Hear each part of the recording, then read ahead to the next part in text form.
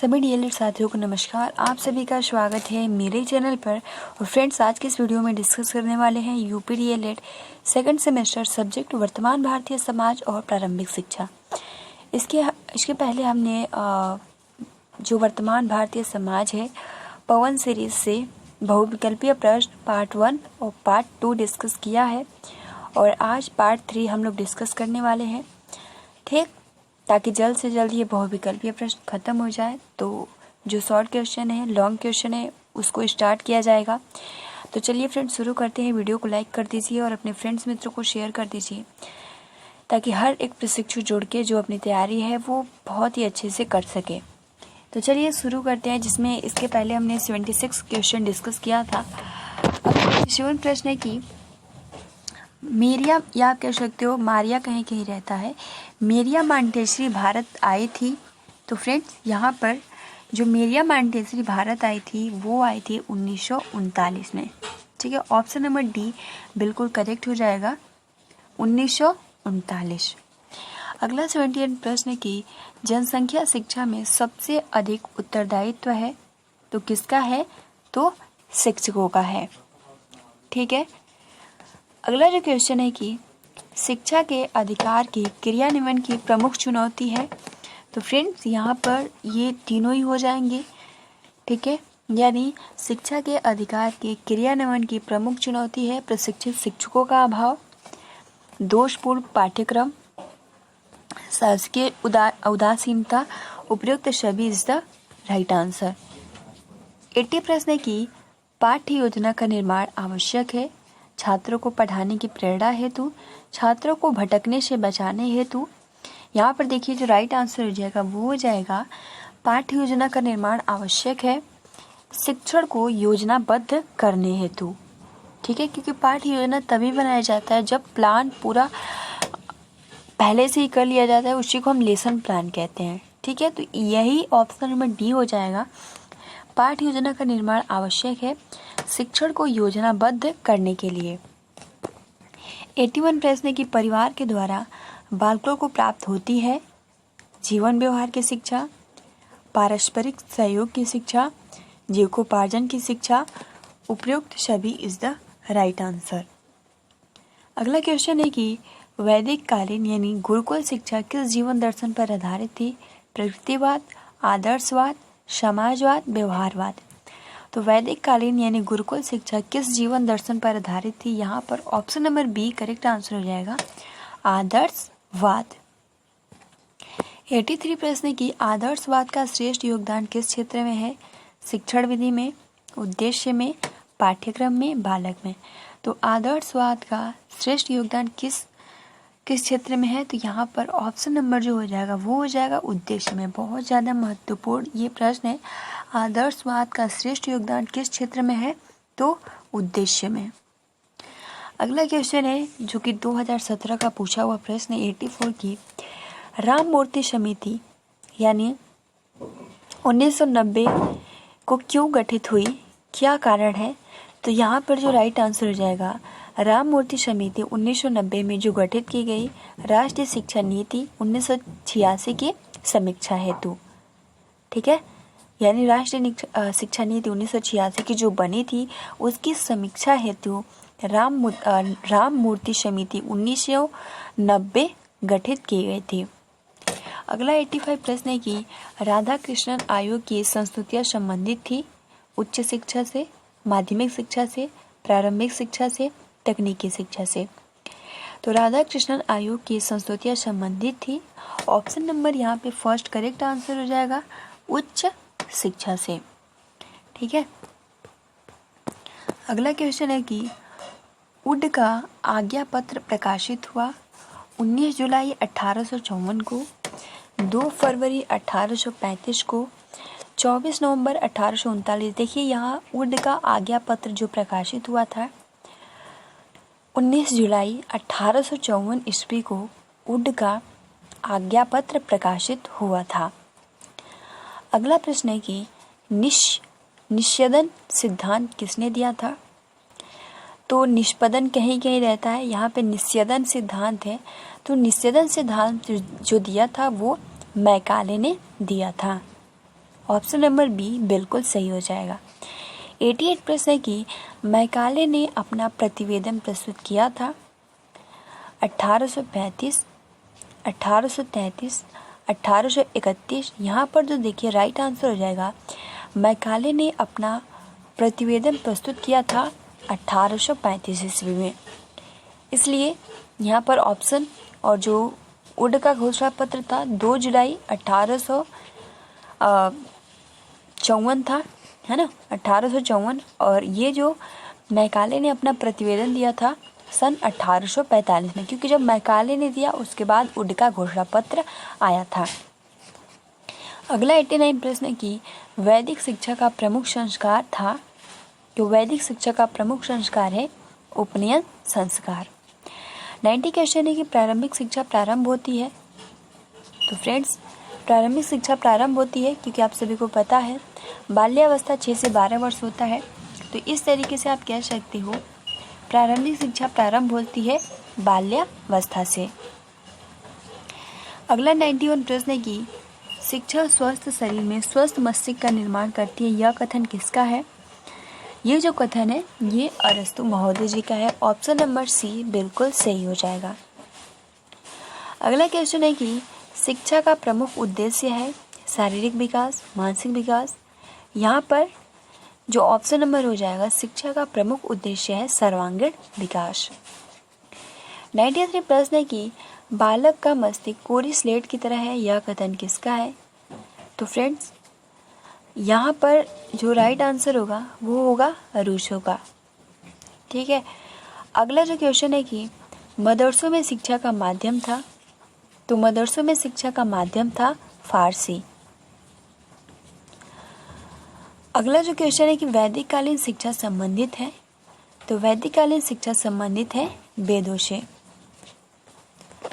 अगला जो क्वेश्चन है 96 की किंडरगार्टन प्रणाली के जन्मदाता कहे जाते हैं, तो किंडरगार्टन प्रणाली के जन्मदाता कहे जाते हैं फॉरवेल। ऑप्शन नंबर यहाँ पर फर्स्ट करेक्ट आंसर होगा। 97 प्रश्न की पांडिचेरी में किस महान शिक्षा शास्त्री ने आश्रम की स्थापना की? तो फ्रेंड्स, पांडिचेरी में श्री अरविंद घोष ने शिक्षा शास्त्री ने आश्रम की स्थापना की। कहाँ पर? तो पांडिचेरी में। तो किसने की? किस महान शिक्षा शास्त्री ने? तो श्री अरविंद घोष ने की थी। 98 प्रश्न की शिक्षा एक त्रिध्रुवी प्रक्रिया है, यह कथन है। तो ये जो कथन है ये जॉन ड्यूवी का है। एडवर्स ने 2 मुख्य प्रक्रिया दिया था। अगला जो क्वेश्चन है कि 99 की फॉरवेल द्वारा प्रतिपादित शिक्षण पद्धति है किंडरगार्टन, बाल उद्यान। यहाँ पर जो राइट आंसर हो जाएगा, फॉरवेल द्वारा प्रतिपादित शिक्षण पद्धति है option number first correct answer हो जाएगा किंडरगार्टन। 100वां प्रश्न की जनसंचार का यांत्रिक साधन है, तो friends television, tape recorder, computer, उपयुक्त सभी। यानी जनसंचार का यांत्रिक साधन है, यहाँ पे तीनों ही हो जाएंगे, टेलीविज़न भी हो जाएगा, टेप रिकॉर्डर भी हो जाएगा, कंप्यूटर भी हो जाएगा, उपयुक्त सभी इज द राइट आंसर। 101 प्रश्न की रूढ़िवादिता तथा निरक्षरता गंभीर समस्या है प्रौढ़ों की, बालिकाओं की, बालकों की, दिव्यांगों की। तो फ्रेंड्स यहाँ पर देखिए रूढ़िवादिता तथा निरक्षरता गंभीर समस्या है बालिकाओं की। 102 प्रश्न की परोपकार, सत्यनिष्ठा, समाशीलता उदाहरण है। तो फ्रेंड्स यहाँ पर जो राइट आंसर हो जाएगा परोपकार, सत्यनिष्ठा, क्षमाशीलता उदाहरण है। Option number C correct answer हो जाएगा मानव मूल्य का। ठीक है। 103 प्रश्न की वैदिक साहित्य में प्रयुक्त शिक्षा शब्द का आशय है विद्या, ज्ञान, बौद्ध, विनिमय, उपयुक्त सभी। तो वैदिक साहित्य में प्रयुक्त शिक्षा शब्द का आशय है, यहाँ पर ऑप्शन नंबर डी हो जाएगा विद्या, ज्ञान, बोध तथा विनय। यानी यहाँ पे तीनों ही ऑप्शन सही हैं, इसलिए ऑप्शन नंबर डी बिल्कुल सही होगा उपयुक्त सभी। 104 प्रश्न की बौद्धकालीन शिक्षा का प्रमुख उद्देश्य था तो फ्रेंड्स यहाँ पर जो राइट आंसर हो जाएगा बौद्धकालीन शिक्षा का प्रमुख उद्देश्य था ऑप्शन नंबर सी निवारण की प्राप्ति। ठीक, बहुत ही महत्वपूर्ण ये क्वेश्चन है। बौद्धकालीन शिक्षा का प्रमुख उद्देश्य था निवारण की प्राप्ति। अगला जो क्वेश्चन है 105 की शिक्षा में प्रयोजनवाद के जन्मदाता है। तो शिक्षा में प्रयोजनवाद के जो जन्मदाता है ऑप्शन नंबर यहाँ पे फर्स्ट करेक्ट आंसर हो जाएगा विलियम जेम्स। 106 प्रश्न की सर्वोत्तम शिक्षा वही है जो संपूर्ण दृष्टि से हमारे जीवन का सामंजस्य स्थापित करती है। यह कथन किसका है और बहुत ज़्यादा महत्वपूर्ण है। ये रविंद्रनाथ टैगोर ने स्टेटमेंट दिया है कि सर्वोत्तम शिक्षा वही है जो संपूर्ण दृष्टि से हमारे जीवन का सामंजस्य स्थापित करती है। ये जो स्टेटमेंट है यह रविंद्रनाथ टैगोर का है। अगला जो क्वेश्चन है कि गिजुभाई बधेका ने बालकों की संज्ञा दी थी। तो फ्रेंड्स गिजुभाई बधेका ने बालकों की संज्ञा दी थी बाल देवो भवा। Option number first correct answer हो जाएगा। 2019 का पूछा हुआ प्रश्न है। 108वां प्रश्न है कि कर्म इंद्रियों, ज्ञान इंद्रियों व पढ़ने लिखने की शिक्षा इन 3 भागों में शिक्षण पद्धति को विभाजित किया जाता है। तो फ्रेंड्स यहाँ पर जो राइट आंसर हो जाएगा वो हो जाएगा मॉन्टेसरी। 109वां प्रश्न है कि निःशुल्क एवं अनिवार्य बाल शिक्षा अधिकार अधिनियम पारित किया गया। ये भी बहुत ज़्यादा महत्वपूर्ण है। निःशुल्क एवं अनिवार्य बाल शिक्षा अधिकार अधिनियम पारित हुआ 2009 में। 110वां प्रश्न है कि राष्ट्रीय जनसंख्या नीति का मुख्य उद्देश्य था। तो फ्रेंड्स यहाँ पर राइट आंसर हो जाएगा राष्ट्रीय जनसंख्या नीति का मुख्य उद्देश्य था जनसंख्या वृद्धि को प्रभावी ढंग से रोकना। अगला जो क्वेश्चन है कि उड का घोषणा पत्र प्रकाशित हुआ। उड का घोषणा पत्र प्रकाशित हुआ था 1854 में। नेक्स्ट प्रश्न है कि पर्यावरण संरक्षण अधिनियम लागू हुआ। तो पर्यावरण संरक्षण अधिनियम लागू हुआ ऑप्शन नंबर सी 1986 ईस्वी में। 113 प्रश्न की शिक्षा वह है जो जीवन को संपूर्ण सत्ता के साथ स्थापित करने की शक्ति होती है। यह विचार किसका है? तो शिक्षा वह है जो जीवन को संपूर्ण सत्ता के साथ स्थापित करने की शक्ति होती है। यह विचार किसका है? तो यह रविंद्रनाथ टैगोर का। 114 लास्ट क्वेश्चन है, नहीं अभी भी क्वेश्चन है। 114 नंबर प्रश्न है कि गिजुभाई बधेगा कहीं के रहता है द्वारा लिखित पुस्तक है। तो यहाँ पर हो जाएगा प्राथमिक शाला में भाषा शिक्षा। ये गिजुभाई ने लिखा है प्राथमिक शाला में भाषा शिक्षा। अगला प्रश्न है कि पाठशाला को बाग, शिशु को पौधा व शिक्षक को मालिक किसने कहा है? तो फ्रेंड्स यहाँ पर option number first formal correct answer होगा। 116 प्रश्न है कि शिक्षा का प्रमुख उद्देश्य है। तो फ्रेंड्स शिक्षा का प्रमुख उद्देश्य है यहाँ पर ऑप्शन नंबर सी करेक्ट हो जाएगा सर्वांगीण विकास। 117 प्रश्न है कि शिक्षक द्वारा छात्रों में राष्ट्रीय सद्भावना का विकास किया जा सकता है। तो फ्रेंड्स शिक्षक द्वारा छात्रों में राष्ट्रीय सद्भावना का विकास किया जा सकता है शिक्षकों द्वारा स्वयं इसका अमल करके। 118 प्रश्न है कि मनुष्य की अंतर्निहित पूर्णता को अभिव्यक्त करना ही शिक्षा है। यह विचार किसका है? तो फ्रेंड्स ये स्वामी विवेकानंद का विचार है कि मनुष्य की अंतर्निहित पूर्णता को अभिव्यक्त करना ही शिक्षा है। ये जो स्टेटमेंट है ये स्वामी विवेकानंद ने दिया है। 119 प्रश्न है कि अनिवार्य प्राथमिक शिक्षा का प्रावधान संविधान के किस अनुच्छेद में है? तो यहाँ पर ऑप्शन नंबर सी करेक्ट हो जाएगा 45। 120 प्रश्न है कि महात्मा गांधी के दर्शन के अनुसार छात्रों की क्रियाशीलता के लिए पाठ्यक्रम में आवश्यक है। तो महात्मा गांधी के दर्शन के अनुसार छात्रों की क्रियाशीलता के लिए पाठ्यक्रम में आवश्यक है हस्तकला विषय। 121 प्रश्न है कि शिक्षा में प्रयोजनवादी शिक्षा होती है। तो शिक्षा में प्रयोजनवादी शिक्षा होती है अनुभव केंद्रित। 122 प्रश्न है कि शिक्षा में निष्पंदन सिद्धांत किसने दिया है? तो यहाँ पर अभी जस्ट हमने डिस्कस किया, निष्पंदन सिद्धांत जो दिया वो मैकाले ने दिया।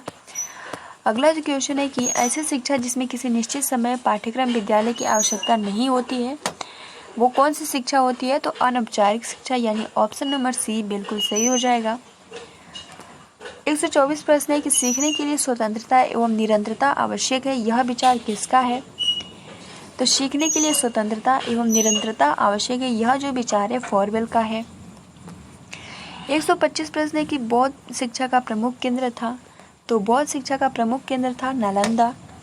126 प्रश्न है कि सभी धर्मों के प्रति सहनशील अध्ययन को प्रोत्साहित करने का सुझाव किसने दिया है? तो सभी धर्मों के प्रति सहनशील अध्ययन को प्रोत्साहित करने का सुझाव कोठारी आयोग ने दिया है। जॉन ड्यूवी द्वारा लिखित पुस्तक है, तो जॉन ड्यूवी द्वारा लिखित पुस्तक है डेमोक्रेसी एंड एजुकेशन।